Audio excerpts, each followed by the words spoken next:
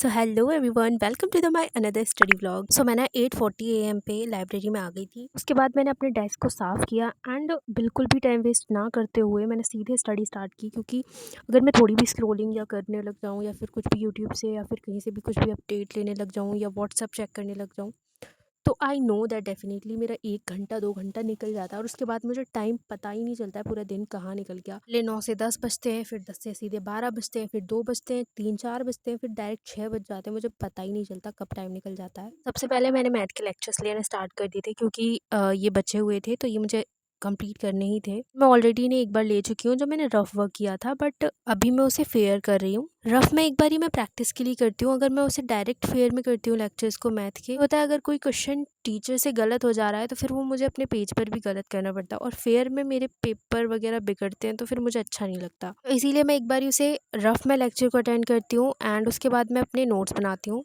और इसके साथ ही मेरी डबल प्रैक्टिस भी हो जाती है। फिर अगर इसके बाद मैं खुद से प्रैक्टिस भी करती हूँ तो फिर वो इजीली सारे क्वेश्चन सॉल्व हो जाते हैं, क्योंकि मुझे लगता है मैथ्स के notes banana is must, because जब भी मैं क्वेश्चन प्रैक्टिस करने बैठती हूँ तो मैं अपने फेयर के सारे क्वेश्चन को सॉल्व कर लेती हूँ। बार बार लेक्चर्स या PDF की तरफ नहीं जाना पड़ता। अगर मेरा फोर्थ डिस्चार्ज भी होता है तो मैं नोट से पढ़ाई करती हूँ इजीली। वन शॉट लेक्चर्स के मैं मोस्टली नोट्स नहीं बनाती हूँ, क्योंकि वन शॉट मैं बार बार लेती रहती हूँ एज अ रिवीजन। जब मुझे रिवाइज करना होता है उससे पहले मैं वन शॉट देख लेती हूँ। ऐसे करके मैथ के लिए तो मुझे सारी चीज़ें क्लियर हो जाती हैं। 1:30 तक मैंने अपने सारे मैथ के लेक्चर्स ले लिए थे। फिर मुझे लगी भूख, तो मैंने सबसे पहले लंच किया।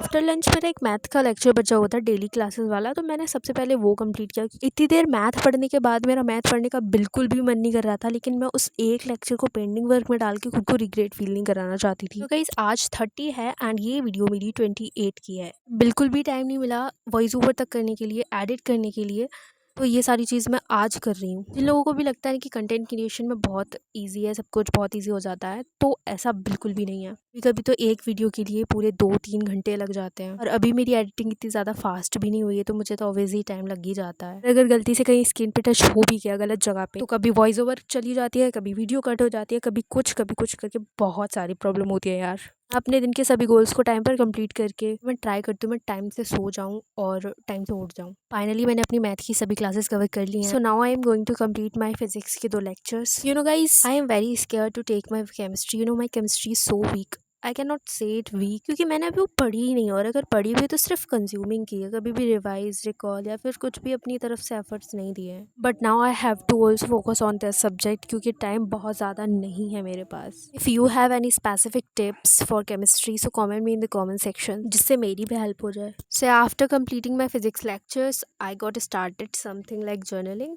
देन 6 o'clock टाइम हो गया था घर जाने का, तो मैं निकल गई घर के लिए। So yeah bye bye, meet with in next video.